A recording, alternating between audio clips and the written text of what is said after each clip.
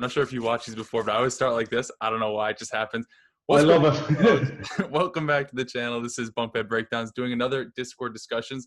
And we're kicking it off with a guy, a skip across the pond named Niall in Ireland right now. How you doing today? Hey man, what's going on? Thanks for having me on. I love the fact that you're giving people a platform and an opportunity to do this. So first of all, thank you. Yeah, no problem. I love having you guys on. I love the support that you guys show. I'm greatly appreciative of it. And to be honest, I felt kind of bad because I put a thing out in the Discord, like to everybody. I'm like, first three to get it, or three random people. They can jump into my DMs. I got way too many of them. And I knew one person was Irish. I didn't know which one of you. I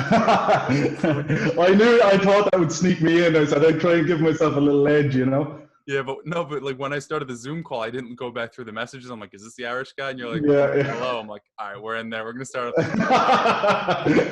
Nice one, man. Nice one. I'm going to let you do the honors and hit the intro.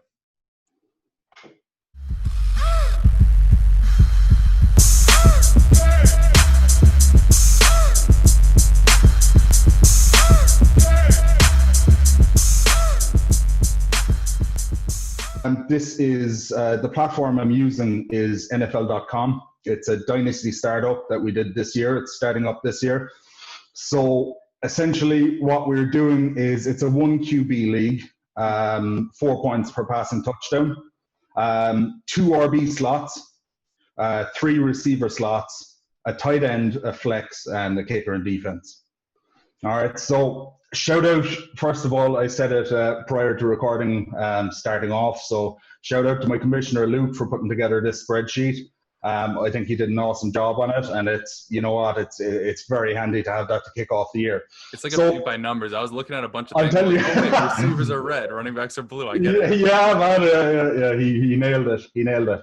Right, so I suppose the first thing I try to do, usually with redraft, I try to go RB heavy. Mm-hmm. But I think, like, the thing is with Dynasty, I kind of wanted to get a bit more longevity. So bell cow running backs, they're like battering rams, man. You never know what's going to happen, especially with COVID and all that. I just said, you know what? I'm going to try and build a strong receiving core with just some stud names. Just make sure I've got the spine of my team locked down. So I'll start off. So first round, I went with Michael Thomas. I had the 10th overall pick. Oh, no, sorry, the 6th overall pick. I'm losing my mind. So 6th overall pick, I went Michael Thomas. You can imagine how well that's gone. Then I followed up with Tyreek in the 2nd. I went with D-Hop in the 3rd. The guy's a stud. All the analysts off season were saying, this guy's going to flop, this guy's going to flop. But I've got my faith in Duck. He's a beast. I think the common narrative this year was like, it's been narrative forever. It's like wide receivers changing teams stink. And then this year, DeAndre Hopkins, Stephon Diggs, and Robbie Anderson are all top ones. Brandon Cooks. Balled out, man. Balled out. Yeah. So then what I wanted to do was I wanted to lock down a young tight end in Mark Andrews. I suppose one of the main reasons I went for Andrews was that guy absolutely dominated on a small snap share last season. Mm-hmm. They traded Hayden Hurst to the Falcons. So I said, all right, this guy's going to get it done. Set it and forget it. I've got him in my lineup. Don't need to worry about tight end. I did trade him away later on, but we'll get to that. That's probably a smart move the way he's playing. Yeah. Well, he's kind of come back to life again since Nick Boyle went on IR. So maybe that team's a mess. I know they just played last night, and Lamar just ran crazy, and that's all this. Man, he rose from the dead last night. I saw an interview there. I saw an interview where he said something like it felt like he'd had a year's rest, or he hadn't played in a year, or something like that. So I don't know, man. He's got a good schedule as well for the playoffs, so the dude could dominate. Too early. Yeah. So next up, I locked down my QB1, Deshaun Watson. I mean, what can I say? Obviously, there was a bit of a risk there with D-Hop moving on, but the guy's just absolutely dominated, especially since Bill O'Brien left. It doesn't matter who his YR or his WR1 is. Like, he had D-Hop this past week. Dayline. Man, I'm telling you, what did he get? Yeah. So it doesn't matter. D-Hop, Will Fuller, Kiki QD, Brandon Cooks, whoever he has, the guy's just going to ball out. So I was happy with that. Then I went for, this was my biggest mistake of the draft, I think. So as we can see here at number 67, I drafted Cam Akers. At 77, DeAndre Swift went off the board. Man, I would have made that mistake too. I had Cam Akers ahead of Swift, and now Swift is my number one running back out of this class right now. I'm telling you, man, the guy's unreal. Well, I don't know what's going on with that concussion. He seems to be all over the place. You know exactly what's going on. He's in Detroit. Yeah. Not getting healthy out there. Yeah. So essentially, the reasoning behind this was so this was an offline draft. While we were doing the offline draft, it was announced that the Lions had signed AP. And I went, all right, you know what? There's probably more of a chance of Akers falling out this year rather than Swift. And that didn't work out so well for me. But what I wanted to do from here on out was I kind of wanted, so I had the spine of my team with the receivers who I think have a good few years left and could dominate. I had them locked down. I had tight end locked down. I had Watson locked down. I had a rookie running back locked down. So what I said was, I want to trade for running backs. So what's my best way of acquiring the running backs that I really want? So what I did was I went for some high draft capital, big name running backs in the hope that maybe if the rookies went off, my rookie receivers, which we'll get to in a minute, in the hopes that if they went off, I could package one of these big name high draft capital running backs to snag a proper RB1, you know. Mm-hmm. So I got Melvin Gordon. Then I went for CeeDee Lamb. And then I went for Leonard Fournette. And believe you me, I didn't for any minute want these two guys on my team. I just thought, right, if I've got a good enough core to my team, let's say my rookie receivers go off, I could then package one of the big name running backs with one of my big name receivers for someone like a McCaffrey or a Zeke or whatever. Mm-hmm. And if the rookies went off, I could also give away the rookies and keep my studs, you know, my stud receivers. So all right, so I landed Melvin Gordon, went for CeeDee Lamb just to kind of get that back up at wide receiver. Then I went for Zach Moss. He was being hyped up big time in the off season. Hasn't worked. I know, man. I know. I should have listened. But yeah. All the one thing actually I wanted to say just for listeners out there. One thing I found very helpful, and it's a completely free resource, and that's Twitter. So what I've found is something that's really given me the edge is following different beat writers from different teams on Twitter. I think it just helps you stay ahead of the game, you know. Yeah, so sure. Yeah, you can subscribe to lists too, like different teams. Yeah, that get all their notifications, stuff like that. Yeah. So man, that's been an invaluable resource. Another one, if you don't mind me giving the shout out, is Matthew Berry's Fantasy Life app. Yeah, I think everybody knows Matthew Berry. I have no problems with that. But Matthew Berry's Fantasy Life app, completely free. And that team is on the ball with rolling out notifications. So whether or not you've Twitter open, you're still going to get these notifications on your phone. They let you know about injuries, stuff that happens in training camp, you know, all that kind of stuff. So that kind of stuff is invaluable and it's completely free. So why not, you know? Yeah, for sure. So that and Sleep Wrap does a good job too with the injuries. I have both. I have both. Yeah. But I find that I've got notifications turned on for both, and I think the Fantasy Life app is kind of more on the ball in terms of notifications. I seem to get those quicker. How long does your phone battery last with all those notifications? I'm telling you, man. I'm walking around with a portable charger all the time. But so then, like I said, I went for Fournette, another high draft capital, big name RB. Then Zach Moss, a rookie that would hopefully go off at some point. Singletary, I don't have a lot of faith or trust in Singletary's talent. I think he's kind of like a scat back that they're trying to make an RB1, or they were last year at least. Not a huge fan, so I just said, look, I'd try and snag Zach Moss. Hopefully something could happen there. Then I went for Christian Kirk. I knew that he was kind of, he had the potential of breaking out at some point. You know, you see a lot of this with kind of third-year receivers. You know, people like Calvin Ridley, Chris Godwin, some of these are due a breakout. So I said I never really wanted two receivers from the Cardinals, but I just said, right, if he does go off, I can package him with one of the big name RBs and, take it from there. So then I went for Visca, LaVisca Chenault. I just think he's a bit like that guy's an absolute beast. Well, I don't know, his injury history might kind of might tell you otherwise. Yeah, it's not. Yeah, it's a little suspect. You ran the 40 and limped off. Like, come on, you're a pro athlete. Every time I watch a Jags game, that dude's over on one of those Peloton bikes on the sideline trying to. So then what I did was I felt like Melvin Gordon's kind of a bit of a ticking time bomb. He could go down. Sure, yeah. First-hand experience, I know. So I backed him up with Philip Lindsay. I'll give my commissioner. I'll let him off for the misspelling of Philip Lindsay here, but it doesn't matter enough to spell it. It doesn't matter enough to spell it right. Yeah. So then I went for Tariq Cohen. I needed some running backs that had potential upside. So I knew he did. Any game. Montgomery could have gone down. He could explode some games. It's hard to kind of slot Tariq Cohen into your lineup. You know what I mean? He's hard to trust. Kind of worked against you. He's the one that went down, and Dave Montgomery. He's the one that went down. But no, I think I'm happy where I am right now, and I'll talk you through all my trades and stuff like that. So, so props to the commissioner for putting this together. But he didn't know how to extend it, so we had to push it onto a second PDF. So for the rest of the draft, did the draft, you did it on this spreadsheet. Yeah. Wow, you guys are wild. So essentially, my next pick, I went with T. Higgins.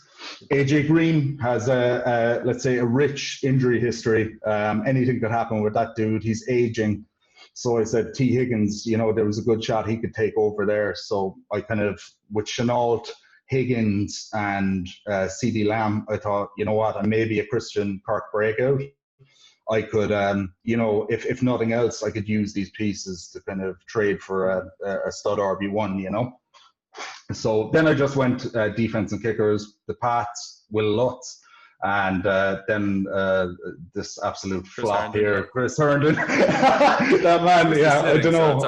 There's only, I'm telling you, man, there's only so much time you can give some of these guys.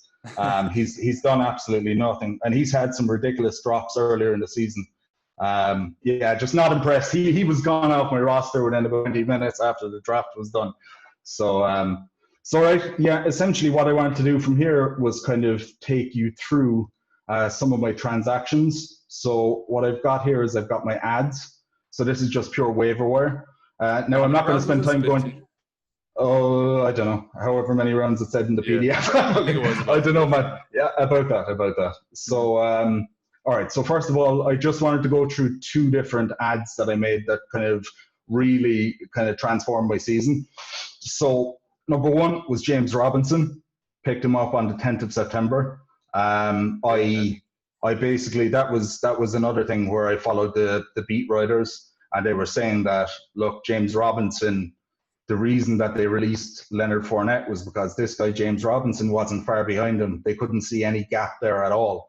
So I said, you know what, I'll swing for the fences here and just see what he does. I know it's kind of a small school undrafted free agent, Mm-hmm. But I just said, look, the beat writers, he's in the same offense as Leonard Fournette.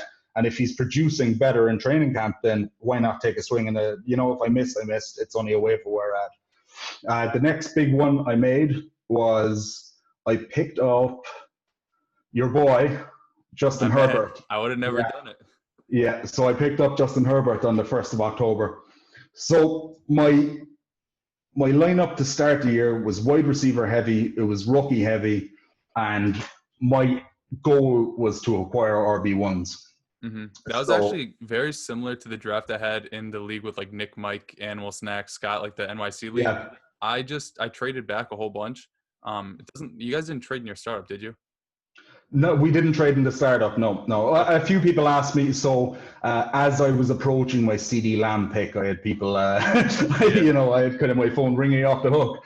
But yeah, no, I wanted to snag CD Lamb. I wanted to lock him down. I believed in the talent, Yeah. So basically in that league, I just traded back a whole bunch. I owned most of like 4 through 8, and I decided I'm just going to get young receivers. Not like, I know Michael Thomas is like young, but he's still a little bit older than the guys I targeted, like a Tyler Boyd and Chark. I just went for all those guys. And then round 7 came around, and there was guys like Leonard Fournette, who we thought was going to be on the Jaguars. I picked him. I think I had Melvin Gordon as well. And then I got like Raheem Mostert and James Connerly. And I had a very similar time as you picking these guys who I thought were going to produce for me this year and do nothing because I was planning to rebuild. And right now I think we're in the playoffs and I think I'm the 2nd or 3rd seed. And there was a stretch in the 7th round. I think I had 4 straight picks. And I went Keenan Allen, which was good. Zach Ertz. Unbelievable. Yeah, that guy's a stud, and now he's got Justin Herbert slinging the ball at him. I know. As long as I don't play the Patriots, that's a recipe for success. I think he'll be all right. Man, that's your special teams that killed you there. They lost you that game. That was not. I was listening to your episode earlier on with Mike saying, "Oh, Cam dominated." No, man, that was down to special teams. They gave up, I think, 24 points on special teams. They almost gave up another punt return to that guy Gunner. It's a mess. We'll move past that. We'll move past it. Forget about it. Never happened. I had the same problems as you. I picked guys that I thought were going to produce this year, and they ended up doing nothing for me. And then they were kind of just lost causes. Like Zach Ertz, he's got 0 value in Dynasty to me. Leonard Fournette is as good as gone. Melvin Gordon he's whatever. So I'm interested to see what you did to turn your team around, though, because you did have a really good core to start other than the running backs. Yeah. So what I'll do is I'll show you my team right now. And then I'll work backwards and how I acquired some of the assets and my kind of approach and stuff like that. Right. So my team right now, I've got Deshaun Watson and Dak Prescott at QB. I've got Christian McCaffrey, Zeke, Cam Akers, Miles Sanders, Devontae Booker, who I picked up last week, but I can't get rid of him quickly enough.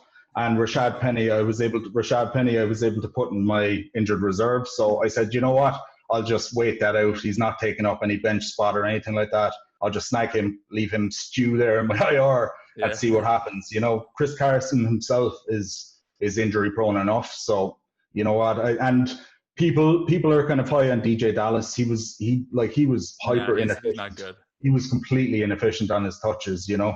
I wasn't impressed with receiving back that wants to run between the tackles. He's not very good. But even his receiving work is kind of behind the line of scrimmage and kind of. He's like a fat J.D. McKissick. Yeah, exactly. Yeah. Like without the 20 targets a game, like So I'm very happy with that. CMC, Zeke, Akers, Sanders, Booker, and Rashad Penny. 4 studs there for sure. Yeah. And then I still have all my wide receivers. So DeAndre Hopkins. Oh, no, sorry. I'll go through some trades. Some of them have changed. So I got A.J. Brown and flipped Michael Thomas for him and extra pieces. But I'll just go through it now. So I've got D-Hop still. I've got Tyreek. I've got A.J. Brown.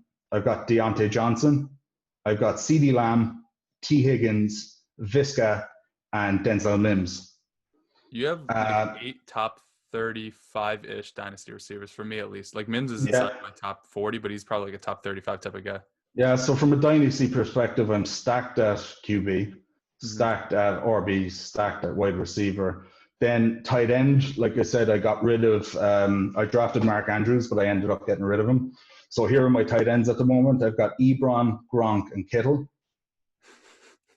Man, how much money did you like spend to influence these guys to give you these players? How do you? I'm telling you, man. So essentially, what I did was I made some trades early on in the season, and then I actually a lot of the players that I drafted that I still have weren't on my roster the whole time. So I actually traded away Deshaun Watson. I traded away CeeDee Lamb and got him back. I traded away Visca and got him back. So I traded these guys away knowing that they'd get a deal done. And then I memorized and learned my opponent's lineups so that I could then find a gap and try and snag those guys back as the season grew. You're like a human pawn shop. You just like hold assets and return them and get them more. So kicker, I've got Jason Sanders, and my defense is the Dolphins. So I'm in the championship this week, week 14. They're playing the Chiefs, so I'm going to have to do something on the waiver wire there. But they've served me well up to now. Yeah, for sure. So let's go through my trades. So essentially, the first thing I did was I traded Melvin Gordon and CeeDee Lamb and the 2021 round 2 for CMC when he went down. I guess that kind of makes sense. I know Lamb at that time was doing really well, but to me that's crazy because even if he's injured for a year, he's still my 101. So that's So I just a bit of sweet talk as well gets it over the line. CeeDee Yeah. Lamb, fucking generational prospect. This guy is absolutely balling out after only 1 or 2 games. So Yeah. I got rid of Lamb, Gordon, and a 2021 second rounder for CMC. Hmm. I'm fine with that. Now, If you can pull any, I would have thrown a 1 in there as well to get it done. So that's a now, perfect deal. yeah, absolutely. And what I going back to what I was saying earlier, with knowing your opponent's rosters and where what are their needs. I've used the waiver wire as an opportunity, using stuff like the Beat Writers and the Fantasy Life app to kind of try and get an edge on my opponents, sniff out what things are going on their rosters with the players that you want or want back. So And this guy then you try traded it with, right? That's probably around week, what, like 4 or 5? October When 6th, yeah, around that, I'd say, so around that. this guy that you So traded with, I assume, is building, had like a competitive team that he wanted to win with this year, right? he wanted to win with this year, yeah. Yeah, so So that's an important takeaway. Just aside from all these apps that give you notifications, that's a yeah, perfect time to try to capitalize. Like I know Nick in our league, he wanted mm, to compete this year, so he traded, I think, a first round pick for Chase Edmonds and like a third, just yeah, because people will overpay in the moment. I know Mike always yeah. says like, don't try to win trades. Whatever he says, like, don't win trades, win championships. What does he Sometimes, say? He says championships, Drake memes, yeah, trumps something like that. I don't know. trades, or something like that. My Yeah. brain I'm only listening works to with you like the guys too much, complicated man. memes I create. I'm listening to you guys too much. But a deal like this, right, at the time, obviously Christian McCaffrey in a vacuum when he's healthy is much better than those two assets. You can throw Yeah, 10 more on top and he's still better. But if yeah, somebody, even that early in the season, you can tell by the roster construction, they have guys like Kelsey, guys like Michael Thomas, and some older running backs. And he obviously acquired a guy like Melvin Gordon. That's a yeah, time for you to go out and try to acquire players. There's a guy in one of my first ever Dynasty League I did. I don't think he won a game this year. He's doing a complete yeah, rebuild. But he acquired Christian McCaffrey for like 2 first-round picks and some other young pieces just because yeah, he knows, you know what, McCaffrey's not going to help me this year. It doesn't really mhm, matter. But when my yeah, team finally starts to stack up in the future, I'll be able to capitalize on this deal, even though I'm losing it in the moment. So if you can yeah, go out and yeah. get a guy like McCaffrey, obviously that would happen earlier in the year, so And you I, can't do it right now, but that's a And huge I, advantage you can have. yeah, absolutely. But I used the kind of, the dreaded high ankle sprain or whatever Mhm. they call it. Just say this guy, even when he comes back, he could be, he could be a bit iffy for a few weeks. So yeah, I landed that. Was very happy with that. The next trade I did was so Le'Veon Bell. I just heard that he was after completely dissing Adam Gase and his play calling and stuff like Yeah, that. probably right So I was after you like, got activated from this. IR, you did this, right? So after who? He got Oh, activated Bell. from the Yeah. IR. He got activated from IR. He played one game, and he got something like 60 yards, but his snap share wasn't huge. And I heard he was bad mouthing Gase, and I said, this is the end of Bell. So it was another big name running back. I didn't want him on my team. But what I wanted to do was kind of get a big name running back with an opportunity that was around the corner that I could then flip for somebody I wanted and package him with another one of my players or something like that. Yeah, I think the moral of the story is like every 27 and older running back that you either drafted or acquired just ended up doing nothing for you.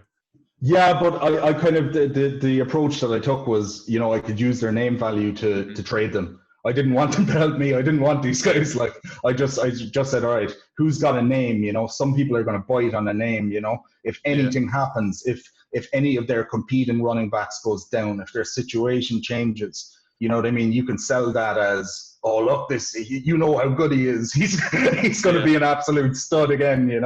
So basically what I did was I flipped Zach Moss to the Devin Singletary owner for Bell straight up. So now he has 2 Just useless Buffalo running backs. You no, finessed he him. is two. He is two absolutely useless Buffalo running backs, but at least he's got the backfield covered. Hmm. So yeah, I got Bell anyway. Like I said, it was more to use him as trade bait more than anything else. Yep. Next thing I did was Dak Prescott went down. So this is the same dude. So I like, you might say that this was lucky, but I really think you make your own luck if you're on top of everything that's happening in across the league, with the different teams and stuff like that. These opportunities will arise, and if this one didn't, I would have sniffed out another one. I knew I wanted CeeDee Lamb back, and I already traded away Melvin Gordon. So the way it happened was, Dak Prescott went down for this guy, and at around the same time, Melvin Gordon got a DUI.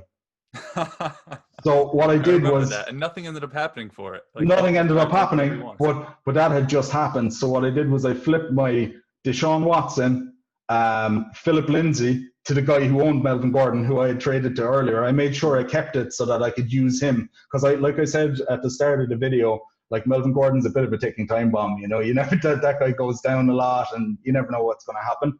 So I made sure I kept Philip Lindsay with the initial trade. And then I included him, used the narrative of, all right, look, this guy's got a DUI. You're going to need the running back help where you can get it, and you're going to need a quarterback. And this is right when Dak got put on the IR, you said, right? Yeah, yeah. Lamb's value started to go down a little bit. Yeah. So, but I wanted him as a dynasty asset. You know what I mean? I believed in talent. He'd already shown what he could do with Dak under center. You know. Mm-hmm. So I said, right, I'll do what I can to get CeeDee Lamb back. So I got rid of Deshaun Watson, Philip Lindsay, and a 2021 third rounder. So Deshaun, Lindsay, and 2021 third rounder. So the reason I was more comfortable in doing that was because of the fact that I picked up the god Justin Herbert off the waivers. Yeah, for sure. Yeah. So I wasn't just giving away my only QB. I was after acquiring Herbert, and that dude was absolutely balling out. So I just said, right. Don't say it like it's a past tense thing. He's still got a. Well, he's not on my roster anymore, and I'll get to that later.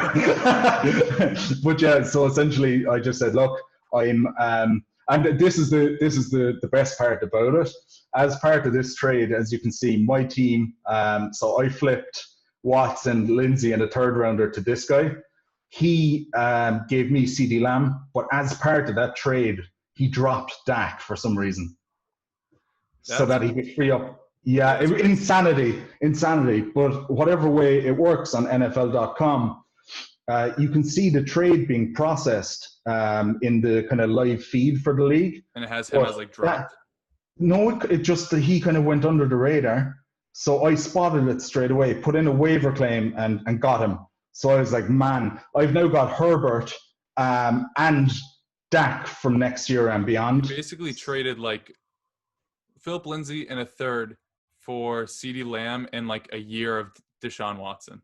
Yeah. A year without Deshaun Watson. Because I basically had him in Dak next year. Yeah. So it worked out in my favor. Yeah. So I was delighted. Like I could not believe that the Dak drop went under the radar. So I was very happy to grab Dak. So next thing I did was, all right.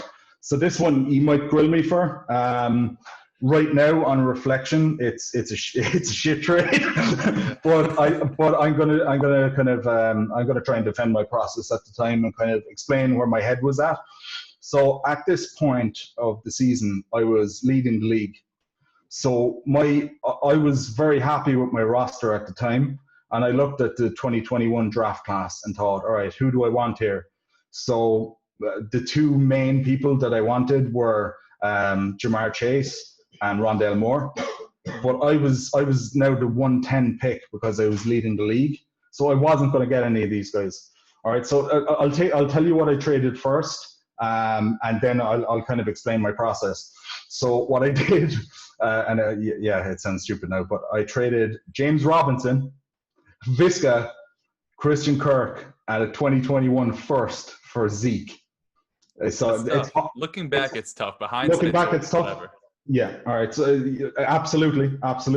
So I kind of had I'd one eye on competing this year and one eye on building a sustainable dynasty roster. Mm-hmm. James Robinson was doing very well early on in the season, but he's an undrafted free agent. Now I'd love to have James Robinson again. But he was an undrafted free agent. The UDFA hit rate, fantasy-wise, for RBs isn't great. You've got Austin Eckler, you've got Philip Lindsay, Arian Foster, Philip Lindsay. That it doesn't extend much beyond that. So essentially, I said, look, I've locked down my big contract running back from a dynasty perspective. I didn't want anybody from the late 2021 first round. To replace anybody on my roster right now. So I just said, look, I'll lock down an RB1 if only I knew what Zeke would turn into. RB1 you were looking for. I know, but the thing is, Dak had just gone down as well, so I was kind of thinking, right, this offense is just going to have to ground and pound with Zeke. It's going to have to get the chains moving some way, you know. So if they just, they're just going to funnel everything through Zeke and just, use him as a battering ram, basically, just to try and gain yardage. So it obviously didn't work out the way I want, but still, I haven't lost all faith. I think the dude can really still be fantasy relevant under the right circumstances with some offensive line pieces back. Yeah, I mean, he hasn't looked good this year, but you have to realize he's gone through like 4 quarterbacks at this point, a terrible offensive line. He had to deal with COVID as well. Full offseason when Dak is back, he's going to be back to healthy. But like the thing about this trade that I think is helpful is obviously in the long run, you probably like took an L on it. I think this is the type of deal where if you're a contender, these are the types of deals you can make. A guy like a James Robinson, even if say you swap out James Robinson for like Antonio Gibson there. In the moment, say Ezekiel Elliott still had Dak Prescott, that's a deal where if you're a contender, I'd be fine with, because that first round pick, it looks cool, right? It's a 1 next to it. But when it's the 110 in a 1 QB league, what do you get? Wide receiver 7 or 8 in the class, or the RB4 in the class? I know those numbers don't add up, but it's going to end up being somebody like a Henry Ruggs from this class, or Denzel Mims from this class if it was last year. So that's the type of deal, although you probably didn't benefit from it because James Robinson has been an anomaly in the sense that he's still producing despite terrible situation. These are the type of deals you can get done in Dynasty by having a different approach than the guy you're trading with. Yeah, absolutely. And I'll actually talk you through it. So the deal went through on October 22nd. So the big reason I parted ways with Robinson here was because of this. So I'll just take you through his box score. So the two matchups he had leading up to the trade were against 2 of the league's softest run defenses. He played against Houston and he played against Detroit. You know what's crazy? In my redraft league, I traded him this exact same week. Oh, really? Yeah. So, and then he killed the Chargers. Yeah, absolutely. And I was actually playing against the guy who I traded with the next week when he put down the 30-point game. But thankfully, I still came out on top on that one, so I was happy enough. But essentially, like, the dude had been putting up loads of touchdowns. He'd been doing putting up over 100 scrimmage yards. And then against 2 of the league's softest defenses, he put up 48 on the ground, 22 through the air and lost a fumble. And then put up 29 yards on the ground, 24 through the air and got a TD. So his box score didn't look too bad, but that looked like a worrying decline for me at the time. The guy's an undrafted free agent. Zeke is a stud. He's proven. He's got his contract. So I just said 2 soft run defenses, 2 weeks where his yardage is declining, but he still managed to put up a decent enough box score. I just said, all right, I'm going to get this done, get him off my roster and get somebody who's more secure for the future, Yeah, for me as well, like the whole quarterback situation scared me. And looking down the lineup or his like upcoming games, he was playing Green Bay. He was going to play, I think, Pittsburgh and Cleveland as well. So there are going to be games where they're not going to be on the goal line or going to be having to play from behind. So I wasn't expecting him to get a whole bunch of work on the ground, but it proved us wrong once again. He proved us completely wrong, man. It doesn't matter who he's playing against. It doesn't matter if they're leading, if they're trailing. They just hand that dude the ball and he's like, he balls out like, So I think like if I had the same amount of information available to me right now as I did back then, I'd do the trade all over again. You know what I mean? If I knew what I know now, I wouldn't. But with the information I had available to me, the guy's an undrafted free agent. It would have been a risk to hold on to him with the decline in yardage against the 2 soft run defenses. So yeah, you can't blame yourself for that. But I do like your next deal because you got an objectively better receiver and a pick on top of Michael Thomas. Yeah, so I clung on to Thomas for long enough, man. I sat there for weeks like a kind of like a good wife waiting for her husband to come back from war or something. And I was holding out for this guy, but he came back and then was cleared off the injury report, but he decided to go punching one of his one of the I don't know exactly who he is. He was Malcolm Jenkins or somebody else who punched him. So he got suspended. So I just thought, man, if that's not a red flag, I don't know what is. So I just said, right, I have McCaffrey. I'm struggling at RB now because Zeke is absolutely useless, and CMC's on IR for me. So what I did was I managed to flip Michael Thomas for Mike Davis, who's my handcuff for CMC, and AJ Brown, who I believed in the talent. He's a top 5 dynasty wide receiver for me, and I also got a second round 2021 pick out of it. Yeah, I'm fine getting AJ Brown 1-for-1 for Thomas. I think Thomas is like my wide receiver. I know it's crazy, but like my wide receiver 13 in Dynasty. AJ Brown's my 4. Yeah. The 1-for-1. Well, there's the big question. Yeah, absolutely. I agree. So, when I got offered Davis, you see, McCaffrey was coming back. So the person who had Davis was kind of seeing him as a nothing piece. But, you never know how McCaffrey was going to respond coming back from the high ankle sprain. So I thought, all right, like it could be, I could need Mike Davis here. So yeah, I was very happy to get that deal done. The next one I did was I used the 2021 second round pick that I got in the AJ Brown, Mike Davis, Michael Thomas trade. And I flipped Mark Andrews and a 2021 second for George Kittle. That's a beautiful deal. I mean, George Kittle to me is by far and away, him and Kelsey are by far and away the tier 1. After that, it's maybe like Hawkinson, and then the gap between those guys and the rest of the guys is huge because Mark Andrews, we know, is talented. He's very young. He's probably like 2 or 3 years younger than Kittle. But he doesn't consistently stay on the field. And they don't like doesn't consistently. They for some reason don't like him getting high snap shares. I don't know what it is. Like the guy, he's a physical specimen. Like the guy's huge. I don't know what it is, but they just don't like giving him a high snap share. Like you think with Lamar on a down year that he might want to rely on his big tight end. You know what I mean? Especially since the dude can catch the ball, but it just didn't work out that way. So I just said, all right, whatever. So I flipped him for Kittle. Obviously that didn't work out as well as I'd want, but yeah, I got Kittle. Absolutely. Now the next trade I made was a tough one for me. Hard to see him go. It was hard to see him go. Yeah, absolutely. I shed a tear that night and poured out some liquor for a fallen soldier for sure. But I just, so basically, like I said, I was trying to look at opponents' lineups with my targets, and I targeted certain players on different opponents' lineups and said, what could they potentially need? So he had one of his QBs go down, and he's also a Bucs fan. So I managed trading for Leonard Fournette in the beginning of November. I mean, you've got to be a Buccaneers fan because there's no other reason to get him. Well, the thing was, he was. This was around the time that Arians called him his nickel back, and he started getting some. Started getting some receiving work out of the backfield. His Rojo started fumbling and stuff like that. So he started getting higher and higher snap shares. So I kind of used that as well, saying, look, he's eventually going to win out.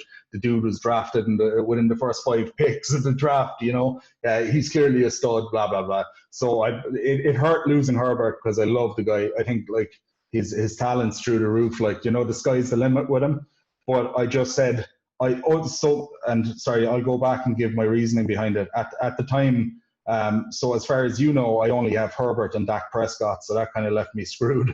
But what I also had was I had Drew Brees and Tom Brady. I picked them up along the way. But next week after I made this trade, Brees went ahead and broke 11 ribs, punctured a lung, and Brady put up 2 points against the Saints defense and absolutely flopped. So that's how I ended up eventually getting Deshaun Watson back on my roster. But excuse me. So basically, what I ended up doing was getting Miles Sanders for Fournette and Justin Herbert. Yeah, look, in a one-quarterback league, the fact that you can pick up a Brady or a Breeze off the waiver wire, to me, quarterbacks at that point are kind of dispensable. You can just get rid of them or trade for them cheap, which it looks like you did later on. Yeah, absolutely.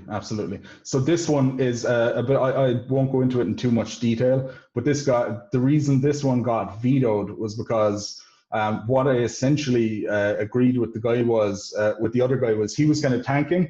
So what I said is I'd give him Darnell Mooney and a 2021 second in a kind of a rental swap deal to get Mark Andrews for the rest of this season. Mm-hmm. So what I do is he at the beginning of next season he could give me Darnell Mooney back, I'd give him Mark Andrews back, but he'd gain his 2022 second out of it.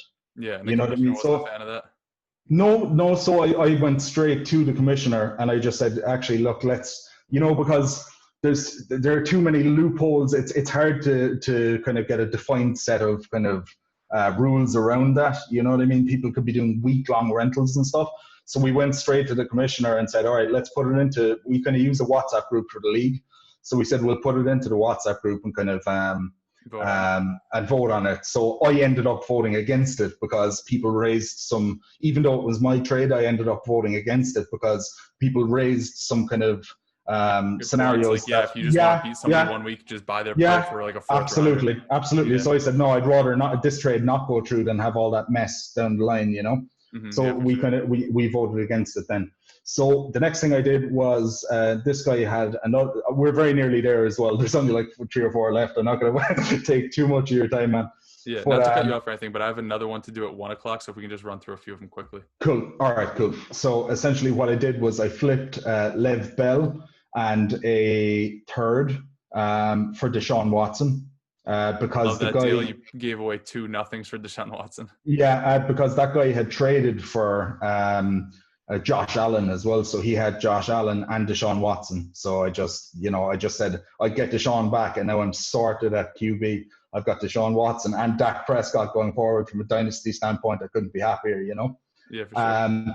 Then what I did was I flipped a Latavius Murray and a 2023 first for Deontay Johnson. Now, there were like just found money. It's like 2023 first. That year may never even come. So I just got I'm telling you, man. Yeah. So the main reason I did this was, look, Deontay Johnson gives me. So obviously Joe Burrow had gone down for T. Higgins. Dak Prescott had gone down for CeeDee Lamb. So I kind of said, all right, look, Deontay Johnson gives me a piece for this season to contend, and then before Ben retires next season, because he's getting such a high target share, I can flip him again for a first next year if I want to move up and try and get a Jamar Chase or something like that. I can package him with someone. Mm-hmm. So that was kind of my thinking on it. And then the last one was, like I said earlier, know your opponent's rosters.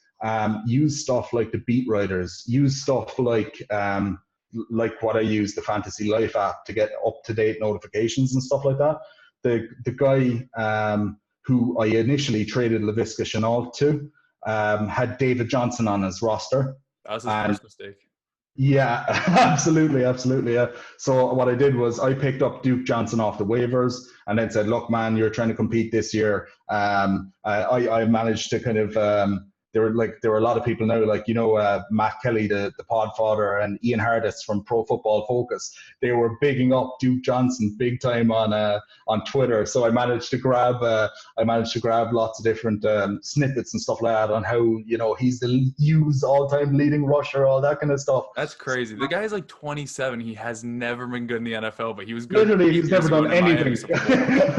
Absolutely, he's never done anything. So this was kind of towards the end of the season. The trade deadline was the 20th of November. Mm-hmm. So my thinking at this point of the season was I actually ended up, so along the way I picked up some of my handcuff running backs off the waiver, but then I realized, look, I have enough to start 2 RBs and a flex if needed or whatever with my current roster. So I dropped my handcuffs and then started looking towards situation next year. So I said, right, who do I want? I want Laviska Shenault back because he's going to end up with Justin Fields at QB. The other one I did was I just straight up dropped Mike Davis to the waiver wire to pick up Denzel Mims. So like the thing is with Denzel Mims, the target share is there, the air yards are there. The guy is big, strong, physical, and he's most likely going to have Trevor Lawrence next season. So I tried to do a bit of competing and rebuilding at the same time, really. I wanted to build for the future and try and push towards a championship this year. So I made the championship, I made the playoffs. I'm in a pretty good position, and I also think I'm in a good position, I suppose, from a dynasty standpoint going forward as well. Yeah, I'm not going to ream you on any of these trades at all, other than obviously like the James Robinson one, which you couldn't really expect all too much at the time. I don't mind giving up picks, especially number one, like first round picks, if it's in a package like that where you can get an elite player like an Ezekiel Elliott. Yeah. And I also think the move that you did at the very end, the Duke Johnson for Laviska Shenault, I always think those are like the most important trades, because so many times people will sell a second or third round pick for a running back who is a fill-in for the end of the year. Yeah. Who you're like, I'm going to give up my future to potentially get 8 to 12 points in my running back 2 spot to not even help me win a championship. Hold on to those assets. The fact that you can get a Laviska Shenault for him, or drop Mike Davis, who, if McCaffrey gets hurt the rest of the season, sure, he's a starting running back, but he's probably like RB 18. The Yeah. help that an RB 18 gives you from weeks 14 to 16 is nowhere near the value of a Denzel Mims, who's going to be catching passes from Trevor Lawrence in the future. Yeah, So absolutely. although I you should go completely out and agree try with to you. win championships, some moves in the grand scheme of things are going to help you more often than not, because that waiver pickup that you sacrifice, not picking up Denzel Mims because you think Mike Davis is a stud for some reason, Yeah, yeah. it's going to sacrifice your chances of winning a championship in the future for the short-term game of probably not even winning one at all. Yeah, absolutely, absolutely. So yeah, overall, like it goes against a lot of people's kind of philosophy when it comes to Dynasty, giving away picks. But now what I think is I've got a myriad of assets that will help me both compete and rebuild. And if I want, I can use some of these guys to kind of get me a first round pick next year, come the offline draft, you know? Yeah, I'm fine. Like in most of my leagues, honestly, I don't have too many first round picks unless it's a complete rebuild. What I would do if I Yeah. were you is a guy like Ezekiel Elliott or a DeAndre Hopkins. There's so many factors you can spin into them being more valuable than they showed to be this year. Like Zeke, you can try to convince somebody, oh, he's still 25 years old, long contract. Dak Prescott's back. O-line is back. Yeah. Sell him for a first and a piece. Same thing with Hopkins. Oh, second year with Kyler Murray. Kyler Murray's going to be in his third year leap. Cliff Kingsbury, third year leap, whatever, second year leap. I think all those factors can help you get a first round pick in return. But also the thing is, like, you don't really need first round picks with the team you have, because not only are they young, but they're productive as well. So you're in a really good spot right now. And I'm sure you have your 2022 picks. And I know stacking those chips is going to help you in the future as well. So I think you're in a great spot with all those trades and with all those waiver pickups. Just keep scouring the waiver wire for young Herberts and young James out there and flipping them for pieces. Absolutely, man. Listen, thank you very much for having me on. Like I said, this is an unbelievable opportunity and platform that you're giving to people. I absolutely love your stuff, love Bunkbed breakdowns. So big shout out to you guys. And yeah, man, I appreciate it. It was an absolute pleasure talking to you. Thank you. It was a pleasure to have you on too. I greatly appreciate you guys' support more than you guys know. It's awesome to see that people actually like not respect our opinions, because our opinions suck sometimes, but like respect us and still follow us and comment and engage. So it means a lot that you guys actually want to be on here and converse with us. So I'm appreciative. Good stuff, dude. Coming on, Good stuff, dude. Legend. Nice talking to you. Part 2 right now.